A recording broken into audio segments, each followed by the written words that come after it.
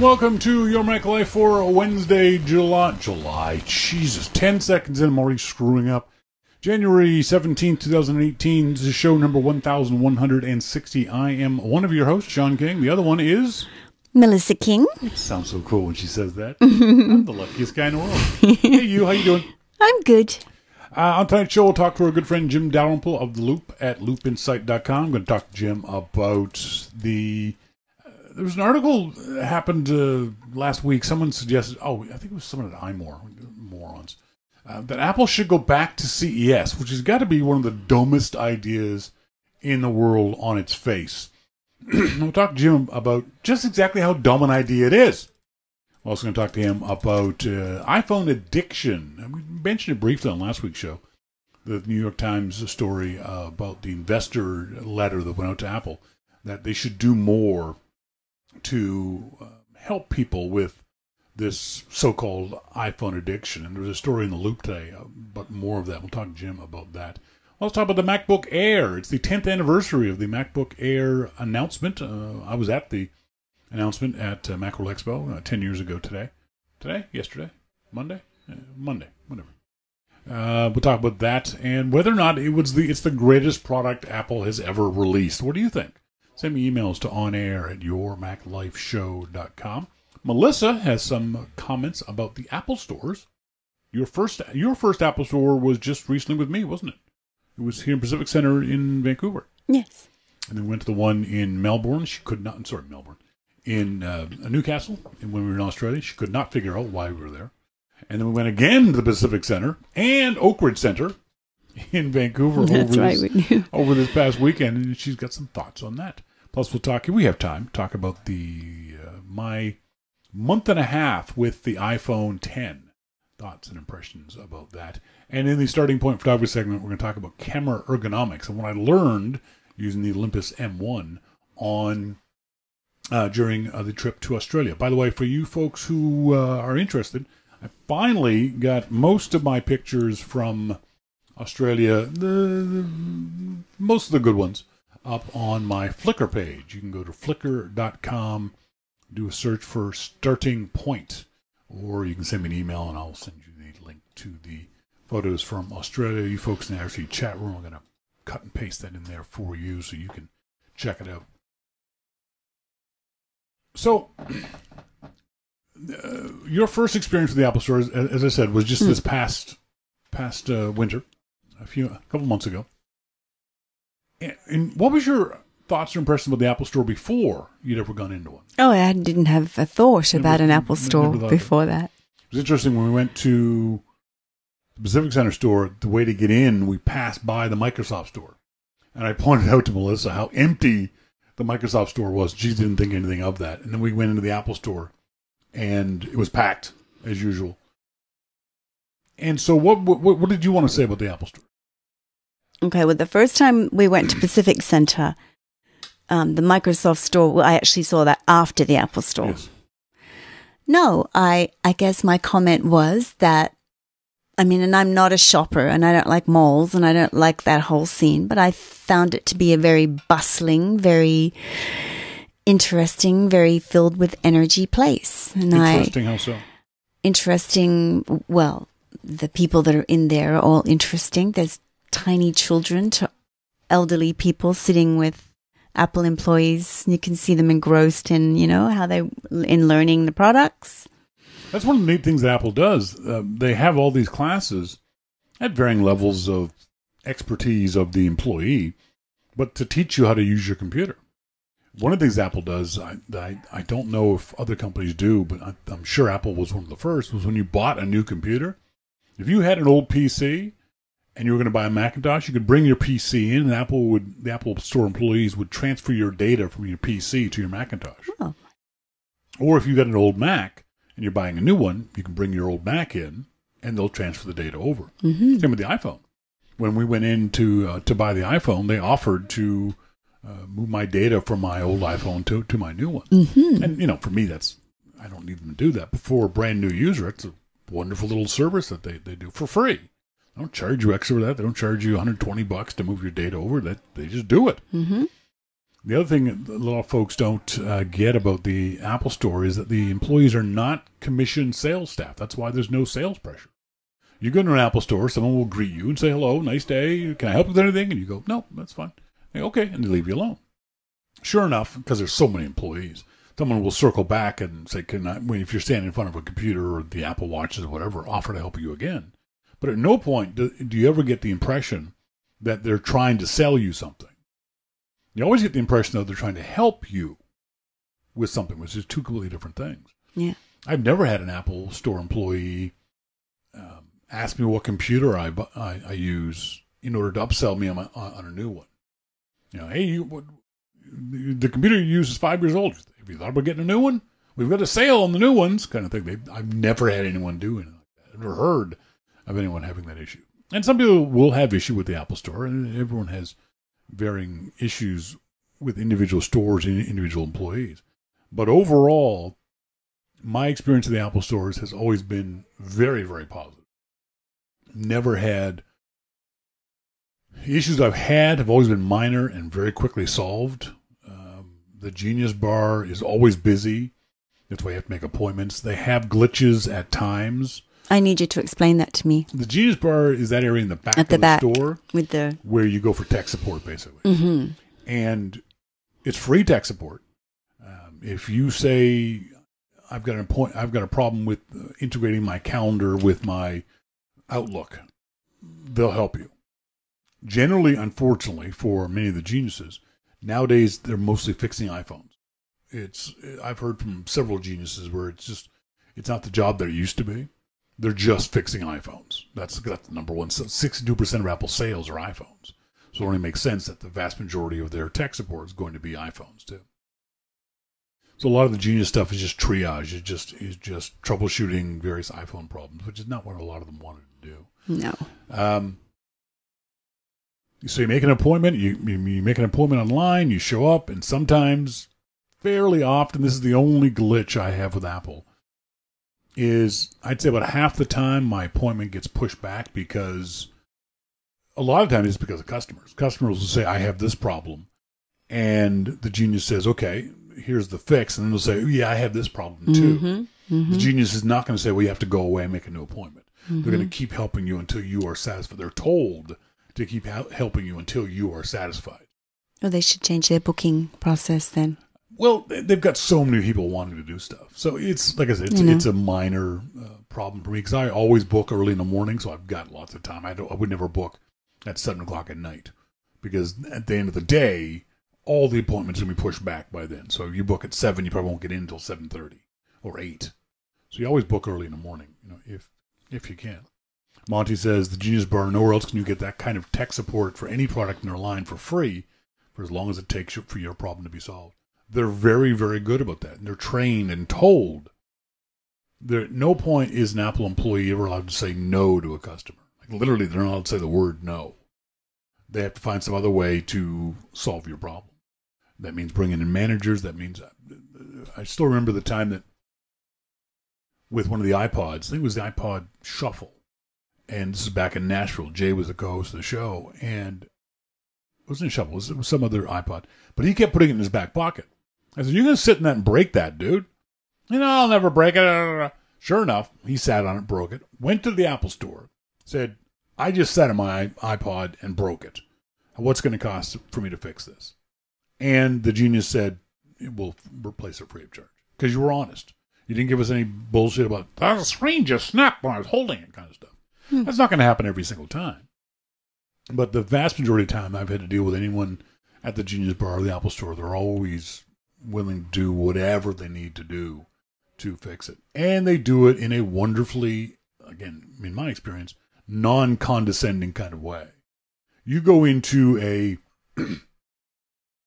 photography store, and 95% of the time, the guy behind the counter is a, for lack of a better term, failed photographer who thinks he's a really good photographer. He just wants to spew his knowledge on you. No matter what camera you have, no matter what camera you need, I've seen this happen over and over and over and over again. These guys, there's a certain class of nerd who doesn't actually want to help. He just wants to let you know how smart he is. I find those most often in camera stores. I never have that issue in the Apple stores, even when that guy does know more than I do, which is easy. The only other issue I've ever had with them is that the staff levels for some of the products aren't as good as Apple portrays. A lot of the classes are very, very basic beginner type classes. But they're offering beginner type classes on professional level products. Apple used to have a product called Aperture. And it's like Lightroom. You see me work with Lightroom, so it's basically the same kind of thing. And I went to one of their free classes on Lightroom, and it was awful. The person did not have beyond a beginner's understanding of Aperture. I had to explain a lot of things about their program to the person who was supposed to be teaching me. I wasn't impressed by that. But I think I'm an outlier on that. I don't think most people's experience is very good with those kind of classes. And they have all kinds. They have classes on writing. They have classes on the iPhone, editing, using your iPad, whatever they sell, they'll have a class on it. And it's free. You just go in, you go to the website and sign up.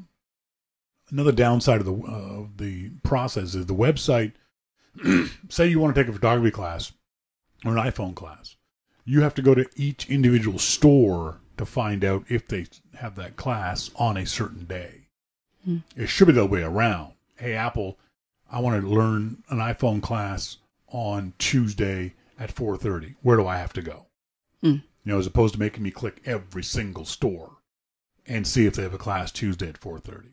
That's kind of annoying. That's a database issue, not necessarily a store issue. And the other problem is I've said before, they're all the exact same. Inside, they all look the exact same. They all have the same wood floor. They all have the same wood tables. They all have the same pictures. They all have the same lighting. Even if the building on the outside is different, the vast majority of the stores on the inside. If I showed you a picture of the Newcastle store versus the Pacific Center store versus the Oak Ridge store, you could not tell the difference between those three stores. You could not pick them out of a lineup. I don't like that. I don't like that the stores don't have any individuality inside of them. But that's a minor aesthetic issue on me, nobody else. But a lot of folks don't realize Apple's stores were considered to be a failure when they first started. This was going to be a disaster. Apple was going to pour money into a black hole. Because Apple, very much like everything else, Apple doesn't know anything about retail. They don't know anything about running stores. Well, as they proved, they don't know anything about iPhones. They don't know anything about phones either. They don't know anything about MP3 players either. So you can never count Apple out when they put their mind to doing something like that. So it's interesting stuff. And we actually went to the store you folks who said that the iPhone 10 wasn't slippery, you bastards, you owe me $50. I had to buy an iPhone case because this thing is slippery as hell. It's like an eel. You put it down on a flat surface and it slides off. I find that really annoying that all the reviews I read, is it me that I find it so slippery? Because very few of the reviews that I read from people, I even asked Jim about it, no, it's not slippery at all. Yeah, it is. It's like oiled and greased up slippery. I find that really annoying. Sorry, I sort of took over your segment about the Apple store. No. Later on in the show, we'll talk about the ergonomics of cameras in our starting point photography segment. But up next, we'll talk to our good friend Jim Dalrymple of The Loop at loopinsight.com. This is your Mac Life.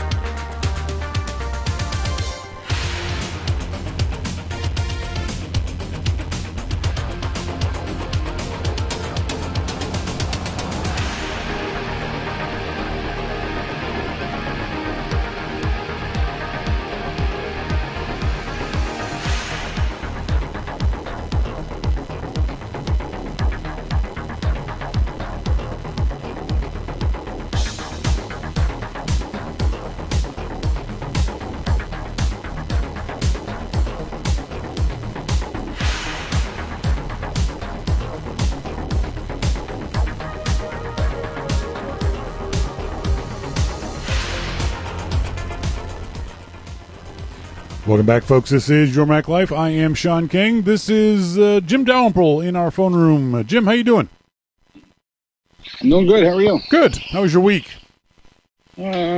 Week was good, I guess. Good to hear. CES was last week. You didn't go. I didn't go. No sane person should go. And yet there are some folks in the tech community who believe Apple should go back to CES. What are your thoughts on that? Well, I think that they're saying that because a lot of the products that normally come out around the Apple ecosystem didn't this year. No. And they're thinking that, maybe Apple should go back and do that. I don't think they should. They don't need to. A lot of folks don't realize that Apple, because the tech community is such a short memory, Apple used to go to CES back in the early and mid to late 80s. They haven't been in many, many years. But for a lot of times, they didn't have to because they were at Macworld Expo, which was run almost always concurrently with CES. And you know as well as I do that we saw journalists rushing from CES to San Francisco for the Apple announcement. So Apple didn't need to be there. And I think one of the things that folks don't realize is, yes, the world's press is at CES and you get a lot of attention for the right products. The problem is you get lost in the noise because everybody else is also announcing products in the exact same group of journalists.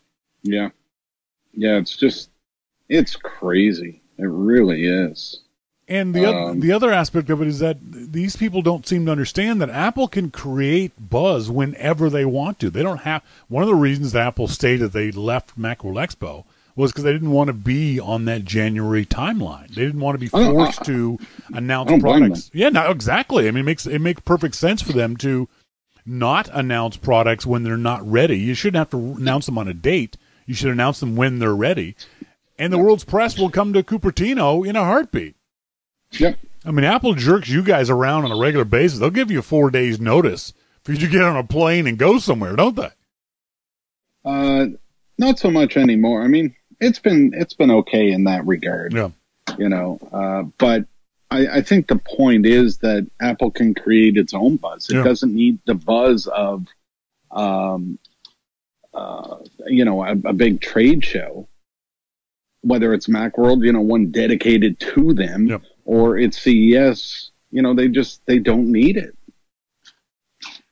I think the other aspect of it, too, is that a lot of this was a perception that because Alexa and Google Assistant were so seemingly ubiquitous in almost every product. I mean, it's in light switches now. It's in fire, in smoke detectors. So people are saying, well, Apple needs to be in this market competing with Alexa and competing with Google Home, and therefore they should be at CES where those products are being announced. But that's, again, I don't think that's Apple's job. Do you?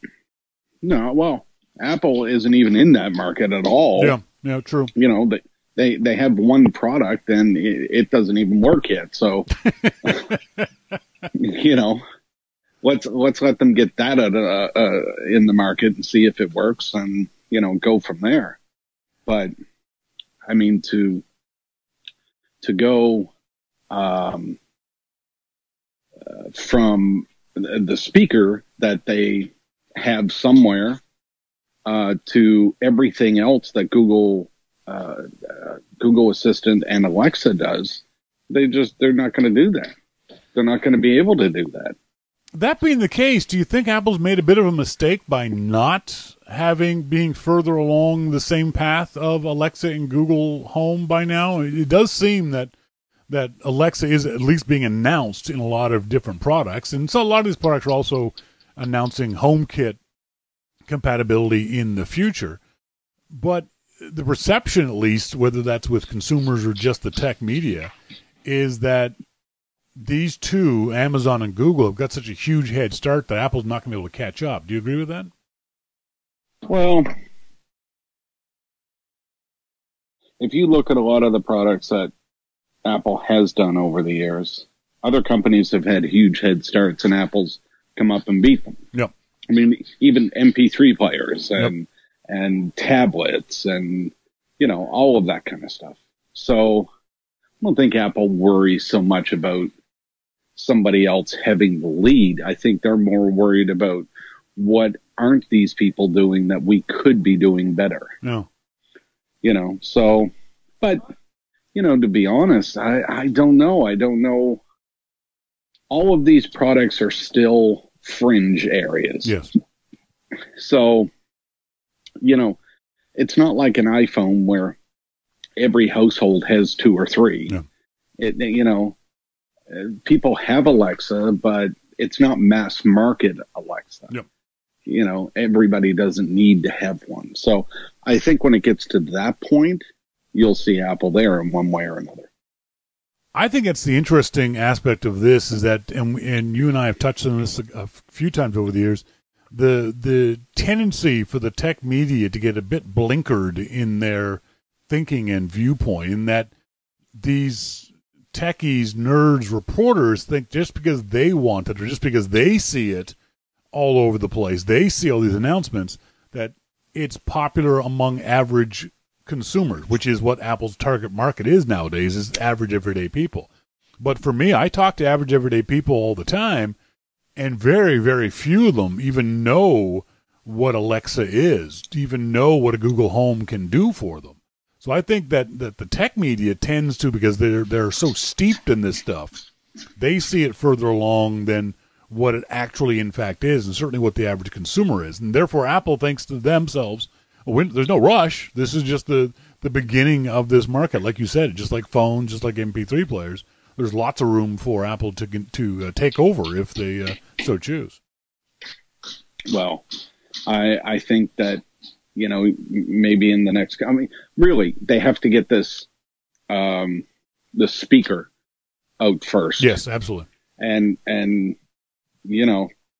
I'm certainly hoping it'll work, but I don't know. Maybe in the next year or two after that, you'll start seeing them with some other home type products. I mean, you see Apple with HomeKit and stuff now. I don't have any products for HomeKit because it's, I'm not going to go out and buy a fucking light bulb so that I can, no. Yeah. No. So, if that's what's there, then who cares? Yeah. Let's move on. Speaking of Macworld Expo, 10 years ago this week, Steve Jobs, I think one of his most interesting demos was of the original MacBook Air. You remember him pulling that out of that manila envelope? I do. I think all of us were like, okay, that was cool. That was really cool. Yeah, and he probably worked on pulling that out for weeks. Exactly. And to get just the right size manila envelope. The issue, though, that with all of us, myself included, who love our MacBook Airs now, we tend to forget how much of, and correct me if you think I'm wrong on this, but how much of a piece of crap the original MacBook Air was. Well, it certainly wasn't the fastest computer on the planet. Oh, no kidding. But for the people that the MacBook Air was targeted to, it was like an executive type computer. Yes. It was a college type computer. Yep. It wasn't, you're doing audio or video and you need the most power. No. That wasn't the type of computer it was. So for those people, it worked fine. There were a lot of complaints about the power, again, from the tech press who, wanted to do other things. But I think if you talk to the people that it was targeted for, it worked very well for them. And I had one.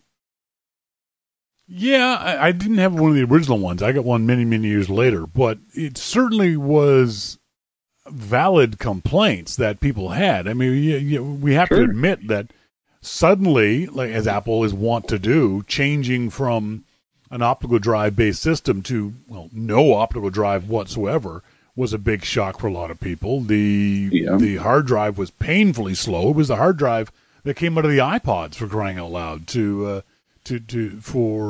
your hard drive, it was the same as 4200 RPM that you had in other machines. So It was also very, very, very expensive. It was $1,800 new for a machine with only two gigs of RAM. Even back then, 2 gigs of RAM wasn't a whole lot. So it seemed. I remember us talking about this at that Macworld Expo, that it was a very, very targeted machine. It was not for even the average user. This was for the traveler. This was for someone who wanted very specific ability, especially in weight. We forget that the original MacBook Air was a little under 3 pounds, when my 17-inch MacBook Pro was like 7 pounds. The thing was huge. And we didn't really see where Apple was going with this, which is not unusual for the consumers and certainly the tech press. But now it's arguably the most influential computer of the last 10 years. Yeah, and you can see that now. Yep.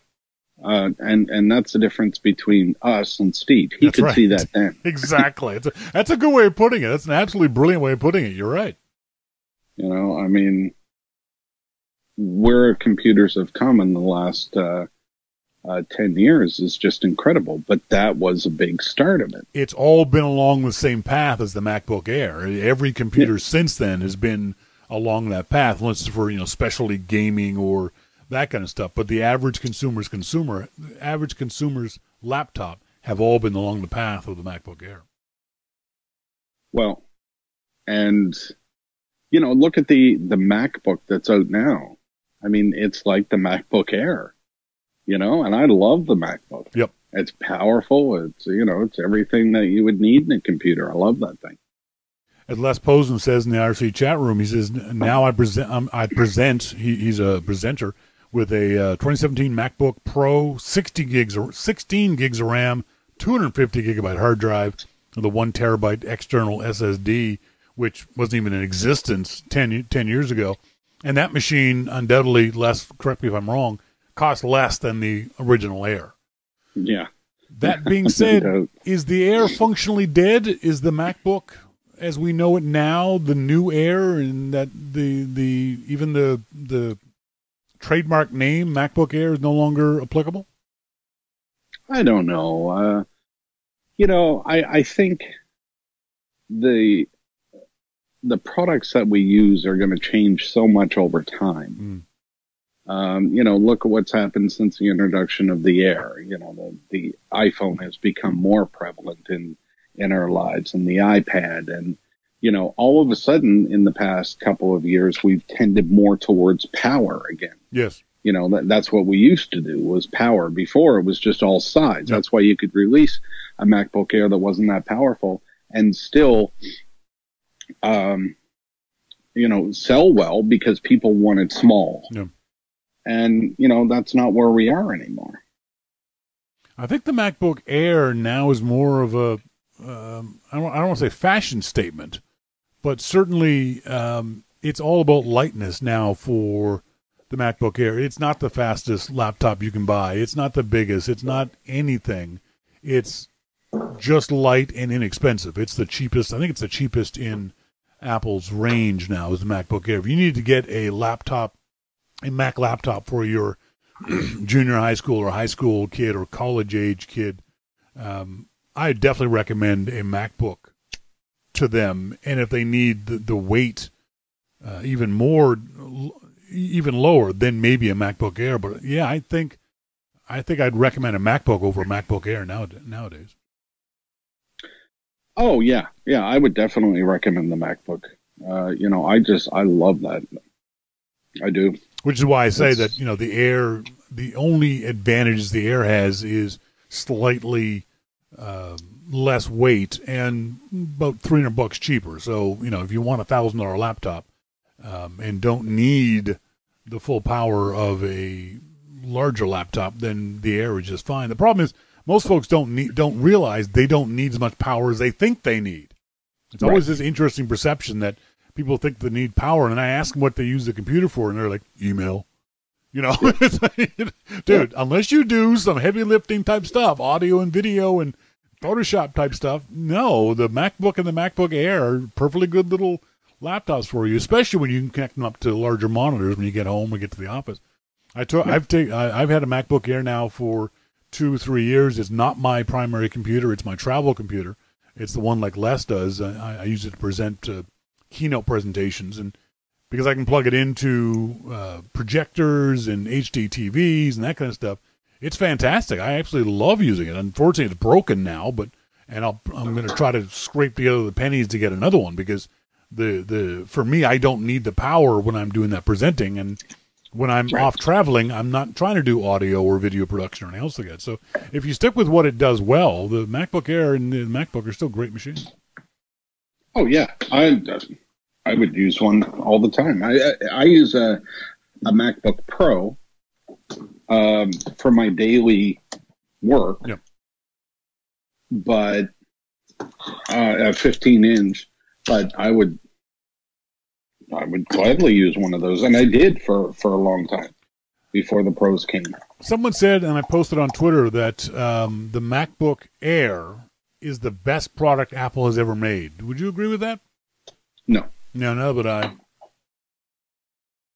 think it's up there in the top 5, if only because of, as we said, it was the genesis of all the laptops that we have nowadays. But I don't think it's the single best product Apple has ever created. I mean, it's certainly one of them. Yes. And again, like you said, because of what it led to. Yes. But,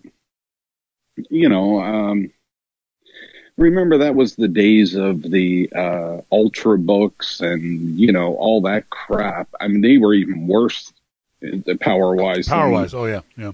And than the Air.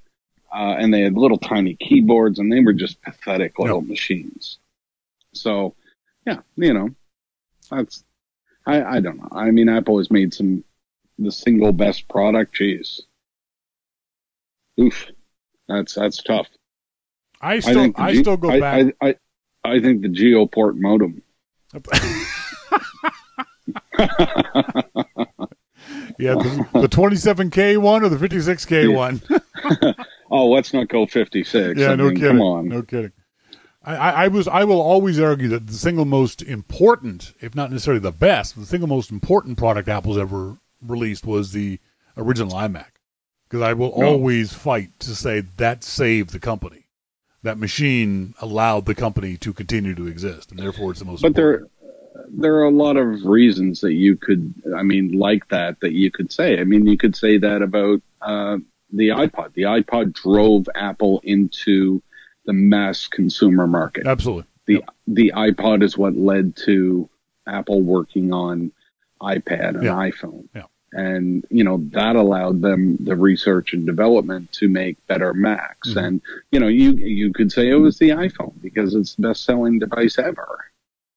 Or no, that's the iPod. Yes. What's the best-selling device? I mean, there's so many things that you could say what's the best product. And some people may go back to, older Macs. Yeah.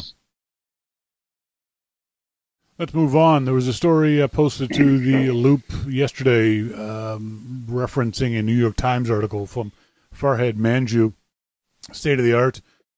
The headline, I think, is what killed the story for me because it just was so stupid. It's time for Apple to build a less addictive iPhone. Am I being a little too hard on Farhad, thinking that if nothing else, the headline was idiotic, if not the entire article? Nope. Why do these people think that it's Apple's responsibility to do this stuff? It's don't know. As someone, Brad Fortin in the Loop comments said, yes, and it's time for TV manufacturers like Samsung to build less addictive TVs. And for Xbox to make a less addictive Xbox, and slot machine manufacturers to build less addictive slot machines. Did somebody tell Pablo Escobar that he should make cocaine less addictive? That might be a bit extreme, Jim. Well, it still works. It still works. I don't know. I don't get why these people think that this is Apple's responsibility. Should they make them ugly so people don't want to buy them? No. Should they make them not function properly? What is it that they should do? and they shouldn't do anything. They should continue to make them beautiful. They should make them work well. They should continue their R&D, and that's what they need to do as a company. I think if your kids are addicted to an iPhone, then deal with it. I think the only thing I would agree with Farhad on is that if these controls are needed, Apple is the company that will do it the most elegantly. Yeah. That if the government is forced to jump in, they'll use a sledgehammer. If other companies do this, they'll do it in ways that are more intrusive, less simple and simplistic than Apple would, if this was Apple's responsibility. But as someone pointed out, again, in the Loop comments, have you not seen pictures of everyone staring at a newspaper from the 50s or a Walkman from the 80s? Or people reading a book at the dinner table? It's because Dave Mark on the Loop said more and more the world is stumbling around, staring at their phones, losing their connections with each other, losing touch with their humanity. I don't think that's happening at all, certainly not for me. When I'm staring into my phone, I'm generally staying in touch with humanity. That's my social network of people. That's who I'm texting to, and I'm sending. That's not humanity. Me texting to my friends isn't humanity? No. I think I agree with Dave's point that, when you go to talk to somebody and you can tell they're completely oblivious to everything that you're saying because they're on their phone. Okay. I'll get up and walk away. Sure, that's fair. That's if being in touch with people is when you're sitting down with somebody, you're in touch with them. But I mean, if you're sitting there and you want to text somebody, that's fine. That's still keeping in touch. It's still that relationship, but it's not the same thing. No, it's not the same thing, but that's fine. It's not the same thing. We stayed in touch with people back in the days of mail via letters back and forth to each other. That was still staying in touch. That was still being in touch with our humanity. We're just getting in touch with humanity in a different way. We're not losing touch with humanity. And granted, I will not argue that all interaction on your phone has a humanistic touch to it. A lot of it is just mindless stupidity, whether that be playing Candy Crush or doing selfies for Instagram, or being on Twitter, or frankly being on Twitter, depending again how you use Twitter. But yeah. I don't think that it's any less. As I said on the Loop, I have more social interaction with people via my phone, via social media, in my day-to-day life now than I ever had before the phone. Despite the moniker, that is not social interaction. Really? It is not. See, I disagree with that. I think I'm interacting socially. No, it's not. No. I meet with friends every Friday, and we have a couple of beer. They have a couple. You have more than that. Well, yeah, whatever. Don't judge me. That is social interaction. Mm-hmm. When you and I text, it's not that type of social interaction. It's not social interaction. It's a text. I mean, we can't meet for a beer on Fridays. No. And even if you were next door, I wouldn't have a beer with you on Friday. Well, that's a whole different antisocial interaction. It's a whole different thing going on there. But, that we do that because we aren't in a position where we can see each other once a week or, whatever. But it's still, that's not a social interaction. I try and have lunch with another friend once a week if we can. Sometimes it's once a month. That is the social interaction. When we text, it's not really a social interaction. It's, whatever. Dave D in the RC chat room says, did I miss anything? I was on my phone.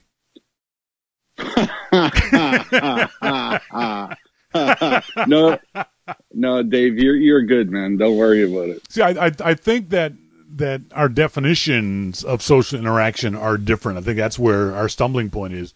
That I believe that I'm being so because of the way I personally use Twitter. I use Twitter as a conversation medium. I like the back and forth that I get on Twitter. I don't just say something and then not expect any kind of responses. You use Twitter to beat people up. No, I do not. You do. I don't. But that's social. Beating somebody up is social. That's social. Other folks are watching it, so there's the social. But yeah, because I think if we're saying social interaction requires human contact, that you be within arm's reach of somebody, I think we're excluding a lot of people who can't have that kind of interaction. I can't interact with Mo in New York. Yet Mo and I can get on iMessage, but that's what I said. That's different. That is different. But it's still social interaction. Well, not the type of social interaction that. Okay, if you didn't have iMessage, yes, and you wanted to see Mo, you would fly, and you would see him, and you would chat, and you would have dinner, and you would have a few beer, and that is social interaction. Yeah, well, I don't like him that much. Well, I know that. I know that. Because you text me about him all the time. You say that you don't like him. This guy keeps bugging me, man. How do I get rid of him? But when you're not near somebody and you can text, that is a substitute for social interaction. Okay. That is not actually, you're not actually interacting socially with that person. And because, all of your followers can see that you're interacting, still doesn't mean that you're interacting. Interesting. Overall, I guess the big picture of this, and I think it's a good conversation to have. Like I said, the New York Times headline was idiotic, and Farhead doesn't really make a very good point.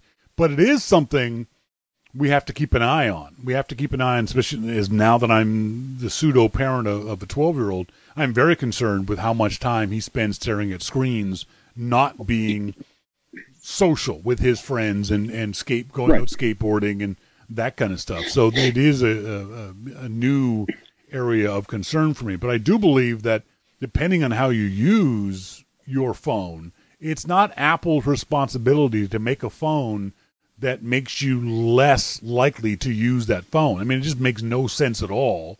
And it was an idiotic statement for Farhead to even make that this was a good idea, that somehow Apple would. It's like if Ford made a car that you couldn't drive as much as you wanted to. It's not their responsibility to prevent you from driving. It makes absolutely no sense at all. No. Any of these comments make no sense to me. Now, talking about your son now, compare what he does to what you and I used to do back in Halifax. I mean, when we were kids, and I realized this is a lot different. The world has changed a lot, but we used to go out and ride our bikes, and we used to hang out with our friends, and we used to do that. Well, now they all do that online because you can multiplayer games and talk to them. And I remember at one point telling my son to go out and play, and he said, "But everybody's right here." That's right, exactly.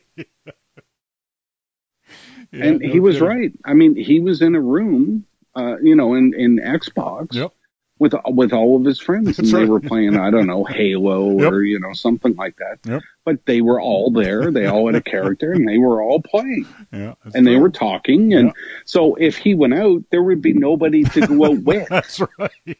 He would be the only one outside. So it's kind of weird. It is strange. Folks, been talking to Jim Dalrymple of The Loop at loopinsight.com. He's here each and every week. Thanks, Jim. Thanks, Sean. I'll talk to you later, buddy. See ya. Bye. What do you guys think? Is this something that that you think Apple should be involved in? That it's something that Apple needs to do, to be part of? Is it their responsibility? I wouldn't mind Apple making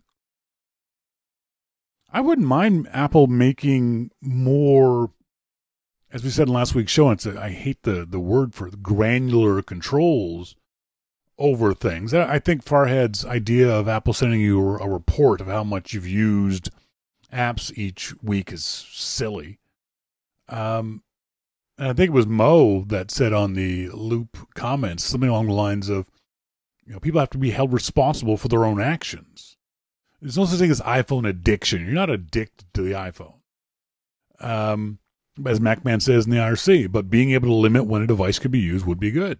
Exactly. Absolutely. Although I will always fall back on the line of, if you want me to put down my phone, be more interesting than my phone. I think that's part of it. I think that's part of the issue, is that this device is more interesting than you are. And that's a bad thing to say. It's a bad thing to tell the person sitting opposite you. But isn't that kind of the truth? When you sit down at a table and someone brings their phone out, that means that you, at that moment at least, aren't as interesting as this is. Would you have you turned your mic on? No. Have you turned your microphone on? There you see, you didn't have it turned on. Now you got it turned on. So do you agree with that? That even for that moment, it means at that moment, this phone is more interesting than you are? No, I think that's a terrible thing to say. It is terrible, but it's awful. True? Well, that's not just the other person's responsibility. It's your responsibility as well. See, for me, I don't think of it that way. I use it as a joke, but I don't think of it that way. I think of it as, I'm sitting down at a table with you and all my friends. And just like when you check in with your friends, you sit down at a table and go, hey, how are you doing? How are you doing? How is everyone doing? That's what I'm doing when I pick the phone up and look at my notifications. Oh, look at that. Jim has just said something on Twitter. Or someone asked me a question. Or, because, for example, if someone's sitting at a table, if it's me and you, and there's 4 other people there, and you and I are chatting, and someone says, hey, Sean, what do you know about this? I'm not going to ignore them, because you're my wife and I have to talk to you. I'm going to, when there's a break in our conversation, answer their question too. That's what I think of Twitter being. When you and I are sitting at dinner and the notification pops up, I'll pick the phone up and read the notification. It's just like as if a friend asked me a question. But you don't see it that way, do you? No. How do you see it as being rude, picking the phone I up? do. Yeah. Very. Do you understand my explanation point of view? Mm. Do I understand your addiction? No, I don't. It's not an addiction. You're the medical professional around here. You know it's not an addiction. How do I know it's not an addiction? Because it's not in your little medical textbook. That doesn't mean it's not an addiction. Really? It'll get there eventually. Really? You think the iPhones, this need to check for the phone would be considered an addiction? I do. See, I don't. Mm-hmm. I don't see it any different as... That's because you're the addict. Fair. Wrong, but fair. I see it as just checking with my friends. Mm-hmm. It just so happens my friends are here, as opposed to being either all around the room or in different neighborhoods or anything else like that. Nobody has access to their friends when they're in different neighborhoods or whatever in real life. You can call them. You can go to their house. Right. It's the same thing. I'm going to their house. Okay. I'm taking you along with me. Sorry? And I'm taking you along with me to their house. Oh, I don't get taken along if you're asking me how I feel about it. No, that's what I'm saying. That's what I'm doing. When I pick this device up to check in on Mo, you're there with me, just as if you and I walked to Mo's house and, hey, Mo, how you doing? Mm-hmm. You see what I mean? Mm-hmm. Mm-hmm.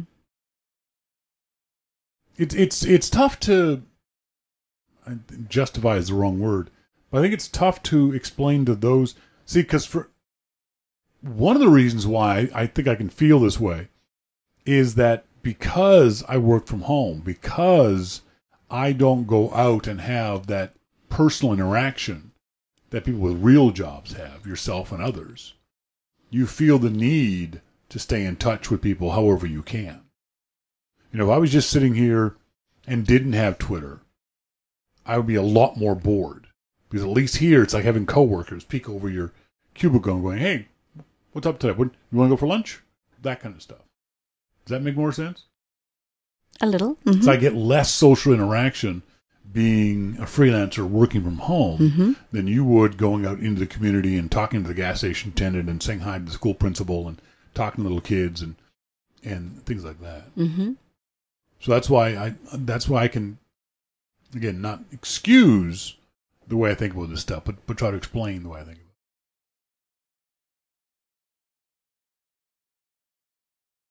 I don't know what's going on here with chat room. It looks really, it's all sorts of weird things are going on. I'm Let's not look on. Sean up and check dopamine levels. It says why Melissa's in there. But I don't have anyone in mine. It says 0 and 0.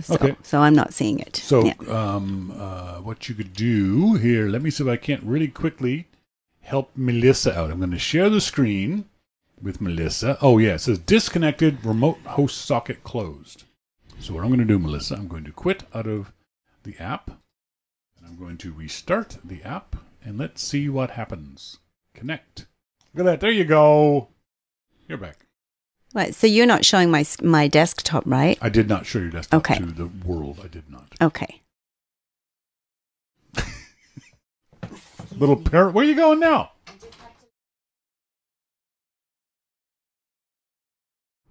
Oh, somebody wanted to come in? Yes. One of the animals wanted to come in? Yes. So, I've had the iPhone. When we get the iPhone? We get the iPhone in November, right? Mm-hmm. Mid-November. I think so. Means I've had it for about 2 months. I think is this a surprise? I think the biggest thing about the iPhone, I had a 6 Plus before. Melissa now has my old iPhone. I think the biggest surprise for me was the camera. The camera is, so it's iPhone 6 Plus, then there was another, was it 6S after that? And then 7, and then the 8, and then say 10. So let's say, you mean that wonderful gift Melissa gave you? Yes. Thank you, Mo. Bastard. So 4 generations of phones, or of cameras, from the Plus to the iPhone 10. It does feel like 4 generations. I'd go so far as to say 10 generations. My goal for going to Australia was to check out some of these camera apps. I have got in my favorites 1, 2, 3, 4, 5, 6, 7, 8, 9, 10, 12 apps in my favorites photo apps. In my regular photography app folder, 1, 2, 3, 4, 5, 6, 7, 8. So there's 8. 2, 3, 4, 5, 6, 7, 8, 9, 10 screenfuls. So, and that's 3 folders. So 80. So I've got 240 camera apps. I don't need 240 camera apps. So the goal was to go through these apps and take pictures with them. As I sat there on the plane flying to Hong Kong and then on to Sydney, I'm going through these apps and saying, okay, that's what that one does. That's okay. I use this or no, I agree. We get there. We get to Australia. My very first. Let's see if I can't do this. Yeah. So there's an example of one of the shots I took with the iPhone on the way to the ferry. Some of these, I can't do that because some of these shots are iPhone shots, some of these aren't.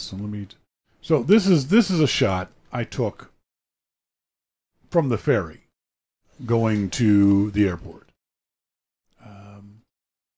Beautiful shots. another shot from the ferry going to, and I was really impressed with the camera quality of these shots. There's a shot of Melissa and her brother Brad. And I started to realize that these shots are coming straight out of the iPhone. These are not shots that I've needed to pass through any other apps. I don't need to use Halid or Raw Power or anything to capture some really good shots. And so for the first week in Australia, I did nothing but take pictures with the iPhone just to see what would happen. Oh, wait now. Okay, stop being full screen. And I was blown away by how good those pictures were. And then when I dug out the Olympus M1 to take more specific pictures with it, I found myself going back to the iPhone, to going back to the ease of use and convenience of the iPhone, not just for photographs of people, of family and friends, but of going into the water. Some of you may have seen the video that I shot in the surf in Australia. I'm literally holding the iPhone and taking video of myself. I would never have tried that with any other phone. Now, I never dunked the iPhone into the water. It got a little splash now and then, but I never submerged it. But I wasn't really worried about it being submerged either. So it became a much more versatile camera for me. Now, Dave D says, ooh, it's a DSLR killer. It's not a killer. No, I would not say it's a DSLR killer, if only because of lens selection and low light. The iPhone still cannot do as good a job as a DSLR and a good lens in low light situations. But I am blown away by how good the camera is on the iPhone 10. The other issue is the combination of iOS 10 and iPhone 10 and iOS 11. There's some parts that are really annoying to me. The notch at the top that everyone complains about, I don't see it as that big a deal. What I find to be a bigger deal is this incredibly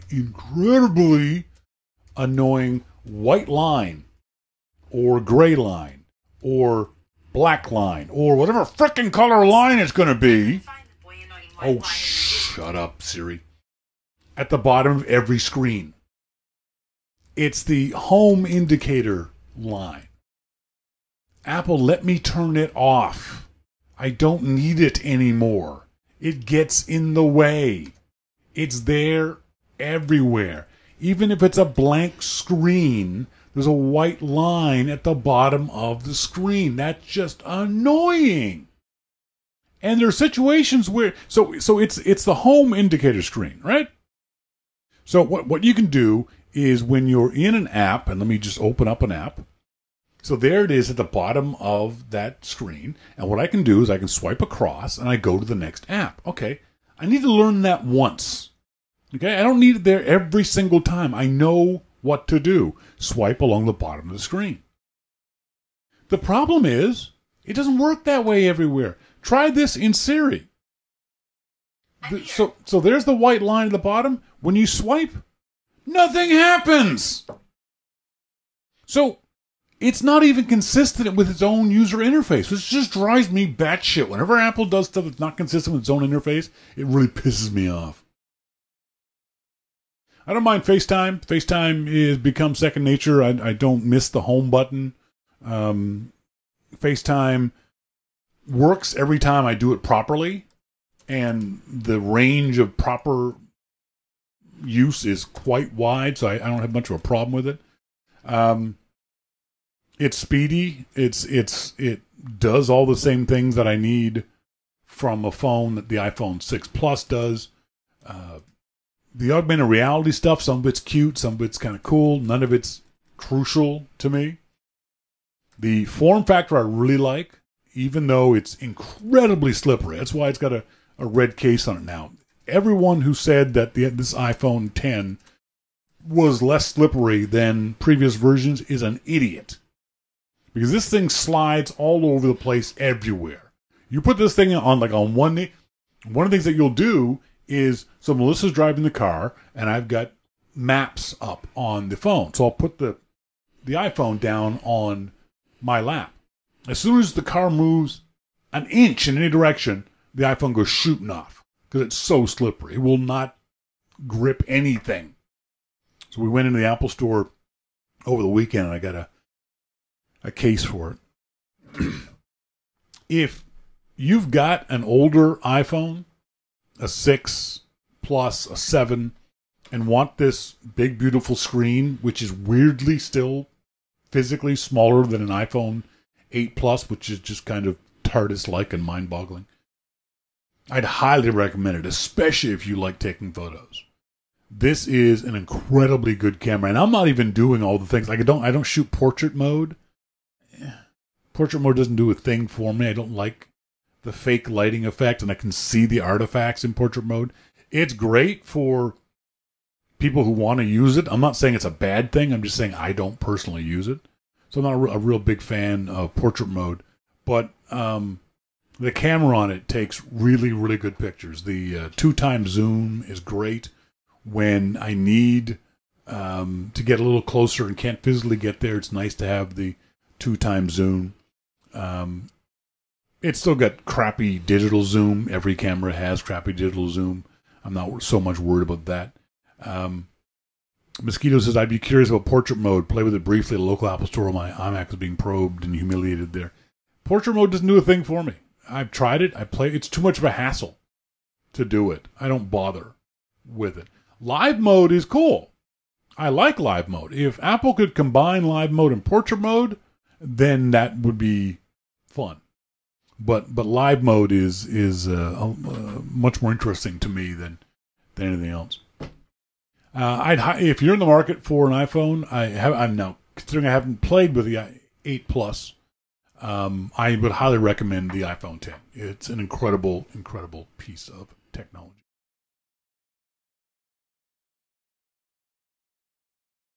In our starting point photography segment on tonight's show, one of the things, before I went to Australia, we were talking about the fact that I was torn between not bringing a DSLR and just shooting with the iPhone 10, or bringing the iPhone 10 and either one or two DSLRs. Well, my ability to lose things, which is so well known, it's actually affecting Melissa now too. She's starting to lose stuff too. Or we are starting to lose stuff. We went to a lovely hotel, the Sutton Place Hotel in Vancouver over the weekend, and because so we want. Well, I gotta tell them. I have to tell them. Tell them what? What we did. Well, we had to bring beer from home. Okay, we just brought beer from home because that's the kind of people we are. We bring beer from home to 4-star hotels. Okay, well, we didn't drink any, so not an embarrassing thing. We had one. Oh, okay, one in the ferry on the way over. Yes, we are white trash. Why do you ask? And then it was a 6-pack, and we left the 6-pack in the hotel bar. God, that's dumb. This is dumb. It's very Minnesotan, says Dave D. Oh, to bring beer? No, I think that's everyone. It's all people who don't want to pay the exorbitant prices for the beer. That one thing surprised me with Sutton Place. The room service was not as exorbitant as I've seen in other places. It was reasonable. Like Eggs Benedict was $15. That's a reasonable price for Eggs Benedict. Coffee, I think, was $10 or $11 for a pot of coffee. That's reasonable. Even the chocolate bars were $3. Whereas I've been to places where the chocolate bars are $10 a piece. So Sutton Place was a nice, classy hotel with reasonable prices. The best place, though, the Winking Judge. We went to a pub across the street on Burrard Street called the Winking Judge. The area around there is a lot of the law courts are there. So there's a lot of lawyers around. It's a place called Winking Judge. I had the best shepherd's pie in a pub I've ever had in my entire life. Huge portion, which I wasn't expecting. And delicious shepherd's pie. And I've eaten a lot of shepherd's pie in pubs. And that was the single greatest shepherd pie mankind has ever had. I can say that with no fear of contradiction. What did you have that night? That night I had the fish and chips. And? It was good. It was good? Okay. Halibut, yeah. So, because I lose things, I've lost the power cable or the charger for my Nikon D600. No idea how I managed to do that. None. One of the cats ate it. I don't know. So that forced me to bring not forced, but it encouraged me to bring the Olympus M1. Now, my concerns were immediate, that I'm not as familiar with the M1 as I am with the Nikon D600. And part of that is ergonomics. And what is ergonomics? Well, it's you relative to your camera and your body position and how easy it is to use and develop your muscle memory to use it without... Didn't you do something in college about ergonomics? Well, I had to. Yeah, occupational therapists work huge amounts with ergonomics. So isn't ergonomics mostly, maybe not for you, but thought of nowadays as body position in front of computers? That's one huge area of it. As I was saying it, I realized, but for you, ergonomics is, as an occupational therapist, it would be for cashiers and for disabled kids and for people working with disabled kids, for anyone and everyone in the workplace. Yep. So ergonomics is also how we interact with devices, too. Mm-hmm. Where computers are relative to your eyes, where chairs are with your back, where a cash register is for a cashier, how high or how low it is. Mm-hmm. So when I say ergonomics about the camera, I'm talking about how a camera feels in your hand, how not just the tactile sensation of it, of the metal and the plastic and the rubber and where it is, but also how big or how small a camera is. And one of the downsides of this M1, as I've always told people, if you just went by the specs of this camera online on Amazon.com, you'd look at this thing, oh, that's a great camera, I'm going to buy it. But depending on who you are and how big and or small your hands are, this may not be the camera for you. Because for me, I even noticed it in Australia, it's a very small camera. My hand doesn't naturally fall in places where it does on my big D600. And so I found it very cramped trying to do things. One of the problems that I have, because I'm not familiar with the camera, not as familiar as I am with the D600, is this camera will often lose its zoom focus. Sorry, its focus point. That's that little green square or even red square, depending on what kind of camera you have. When you half press the shutter button, you'll often on your camera hear a beep, and a green or black or red square pops up to let you know where the focus point is on your shot. Well, this one, because it's these four little buttons back here that change the focus point, often get moved just by accident. So you see the shot, you pick the camera up, you half press, and you realize, oh shit, the focus point is in the upper left-hand corner, upper right-hand corner all of a sudden, rather than being dead center. On my Nikon D600, if that ever happens, and it rarely ever did, it was very easy for me, without taking my eye away from the viewfinder, to move my thumb down to the switch and make the focus point be exactly where I want it to be. But this one, because it's physically so much smaller than the D600 and or I've got larger hands, I found myself, when my eye was to the viewfinder and I wanted to push one of these little buttons back here, I poked myself in the eye with my thumb. I go to lift the thumb to push the button and just suddenly I jab myself in the eye. So I had to pull my eye away from the viewfinder, look down, push the button, get the focus in the right spot, and then take the shot. For family portraits and for just average everyday stuff, you're probably not going to miss the shot like that. But if it's something that's important or it's fast moving, there's a couple of surf shots I missed because of the focus point being in the wrong spot. That's kind of an important thing to know. That where the buttons, where your hands naturally fall on the back of a camera, or where you could easily get to the buttons, is very, very important. Same with the things on top. When Melissa and I went to the Chinese Lantern Festival over this past weekend, I knew what I was going to shoot before I shot it. I knew I was going to shoot nighttime landscape photography. So I had my camera set up with the aperture settings, the ISO settings, the shutter settings, all the settings I knew I'd need for nighttime landscape photography. But there's a wonderful, if you look at the photos I took, there's this shot that I took of Melissa standing next to one of the light sculptures of an elephant. And the light was shining on her face just beautifully. So I wanted to take a portrait shot of her. Well, that's a completely different shot than landscape night photography. So what I would normally do in that case is switch to auto immediately, just so I can get the shot. On my Nikon, switching to auto is easy. In the dark, it's even easier because there's a lighted panel back here. And all I got to do is push one button, it lights up. I can see where auto is, and boom, I'm done. The M1 doesn't have that. So in the dark, I couldn't see where auto was on this. I had to walk up to the elephant, use the elephant as light to find out where auto was. And then I had to find out where aperture was and where the settings were. It wasn't an automatic thing like it is on the D600. So when you go to buy a camera, think about the ergonomics of the camera. Think about where your hands fall on the camera. Don't buy a camera sight unseen online. Even if you're getting a great deal from Amazon or from B&H Photo or Adorama or any other place.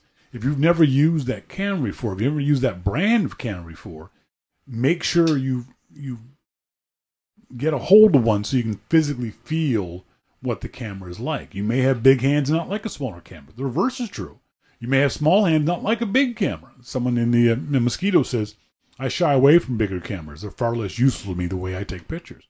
That's exactly a good point. If this isn't useful for you, there's no point in spending $1,000 or more on a camera that you're not going to use.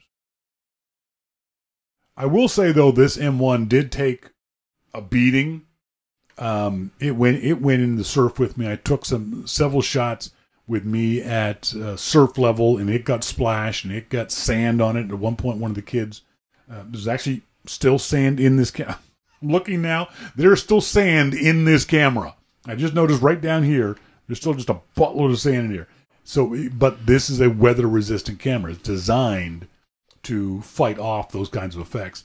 The lens, this particular lens, for the longest time made a grinding sound because of the sound of the grains of sand, that fine talcum powder sand that we were in Australia, and you just can't avoid it. It's going to get into stuff. I protected my iPhone a lot more than I protected this one, but there's still sand in this camera. It still works fine. So that's something else you want to think about when you get a camera, the conditions you're going to use the camera in. What was it you were mentioning about camera size and ergonomics this afternoon when we were talking about it? I said there was a question I wanted you to ask, and I forgot what the question was. So have you, haven't you? Was it a question? Yes. Or comment. This is why you got to come to rehearsal. I'm kidding. I'm kidding. Let's get some emails. I know you guys have sent me some emails over the last little while. I'm going to see what we can get to.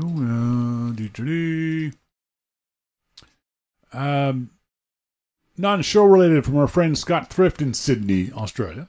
Sorry I wasn't in the RC, your first show back. Watched you on YouTube. Glad you, Melissa, had such an awesome time here in Oz. It was great to see the photos as they went up on Instagram and have a chance to have a few digs at you. I had a really funny feeling you would say you were thinking of moving to Australia. I could see you catching the bug for this country as your post progressed during your stay.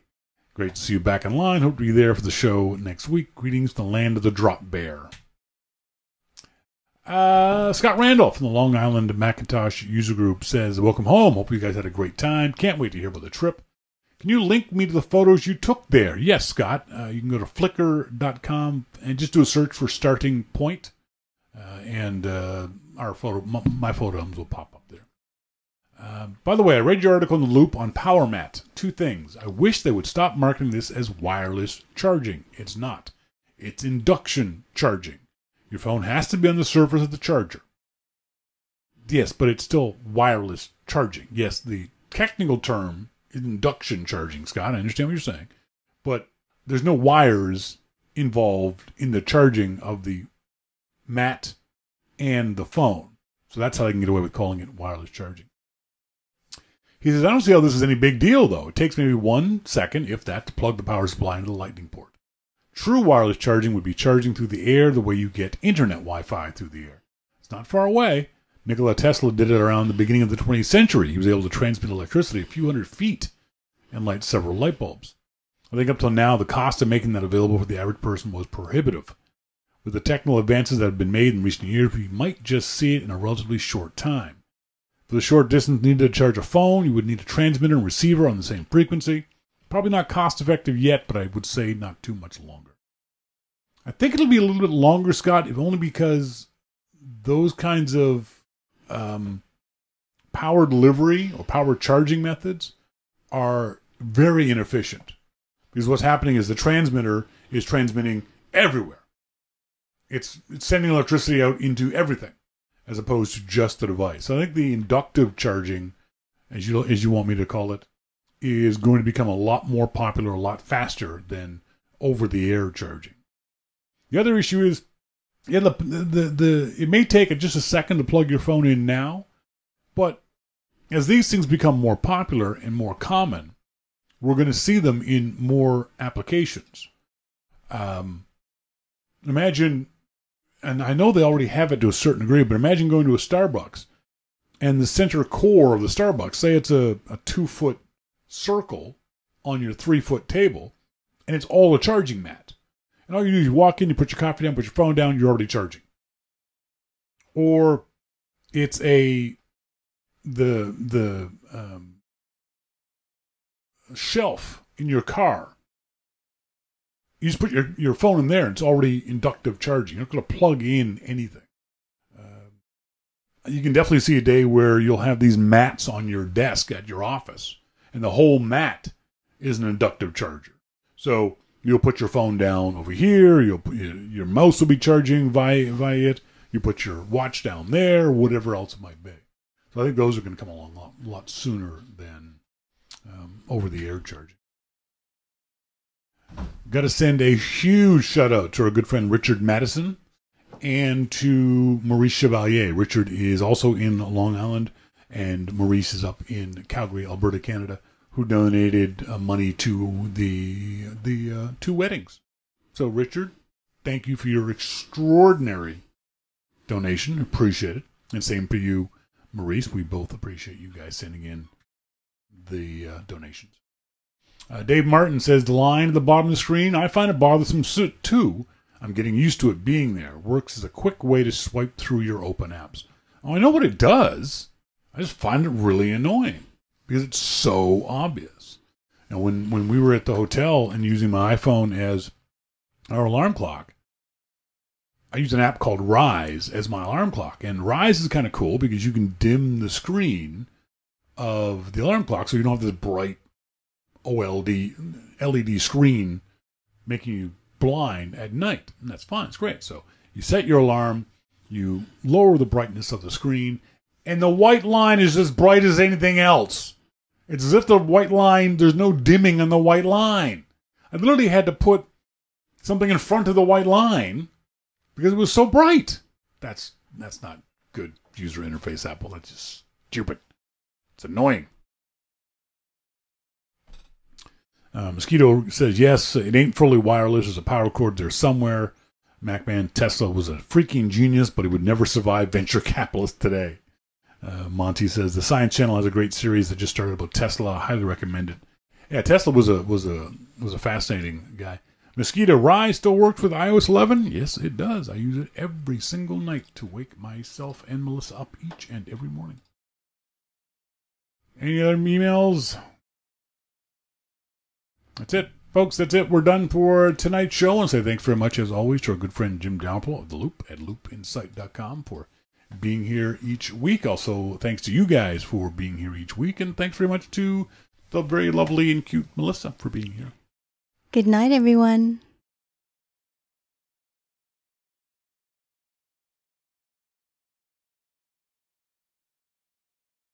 Paying attention. I said good night, everyone. And I just sat there staring at you, but you weren't paying attention. So No. you didn't know I was sitting there staring at Awkward pause. you. It wasn't Awkward. It wasn't even awkward. It was, well, not for me anyway. No, I wasn't. Folks, as always, I've been Sean King. And I'm Melissa King. And you've been listening to Your Mac Life. Thanks, kids. See ya.